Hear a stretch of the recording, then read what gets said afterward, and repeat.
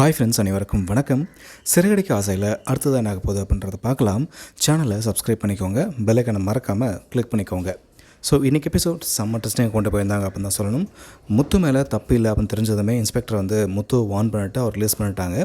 ஆனால் இந்த அருணை நம்ம எதிர்பார்த்த மாதிரியே இப்போது ஒரு வாரம் சஸ்பெண்ட் பண்ணிட்டாங்க.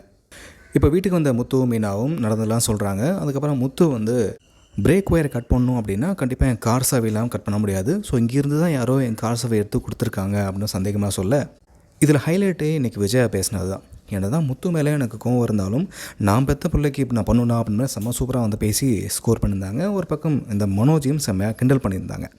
ஸோ இப்போ எல்லாரோட சந்தேகம் பார்த்தீங்கன்னா ரோஹிணி பக்கம் தான் திரும்பிச்சு. ஆனால் ரோஹிணி முந்திரிக்கொட்ட மாதிரி, என்ன முத்து என்ன சந்தேகப்படுறீங்களா, எனக்கே ஏகப்பட்ட பிரச்சனை இருக்குது, நீங்கள் சொல்கிறத பார்த்தா நான் என்னமோ ஆணியில் மாட்டிருந்த சாவி எடுத்து கொடுத்த மாதிரி சொல்கிறீங்களே அப்படின்னு வளர, முத்து கரெக்டாக பாயிண்ட் அப்படிங்கிறாரு.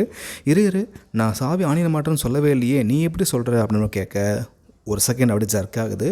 யோசிச்ச ரோஹிணி நம்ம எதிர்பார்த்த மாதிரி தான் செம்மையாக சொல்லி சமாளிச்சுறாங்க. இது என்ன பெரிய விஷயமா, நீ அங்கே தான் மாட்டுறீங்க, அதை வச்சு தான் சொன்னேன் அப்படின்ற மாதிரி சொல்லி சமாளிச்சுறாங்க. பட் இருந்தாலும் ரவி, ஸ்ருதி, முத்து மேலே சந்தேகம் பார்த்தீங்க அப்படின்னா இப்போ ரோஹிணி பக்கம் தான் திரும்புது. அதுவும் முத்து ஸ்ருதியும் கரெக்டாக கேட்டாங்க, அன்றைக்கி இவங்க வந்து உங்கள் மாமாவை மாட்டி விட்டதுக்காக நீங்கள் இப்படி பண்ணியிருக்கீங்களா அப்படின்னு கரெக்டாக பாயிண்ட் பிடிச்சி கேட்டாலும் ரோஹிணி வந்து எஸ்கேப் ஆகிட்டாங்க அப்படின்னு தான் சொல்லணும்.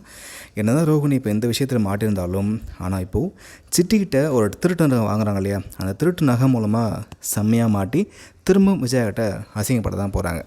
ஸோ சிட்டி பார்த்திங்க அப்படின்னா அந்த திருட்டு நகையை இப்போது ரோஹிணிகிட்ட கம்மி விலைக்கு கொடுக்குறான். ரோஹிணியும் பரவாயில்லையே நகை வந்து கம்மியாக கிடைக்குது அப்படின்னு ஆசைப்பட்டு, அதுவும் பார்த்தீங்கன்னா வித்யாட்ட வந்து கடன் வாங்கி அதை வந்து வாங்குறாங்க.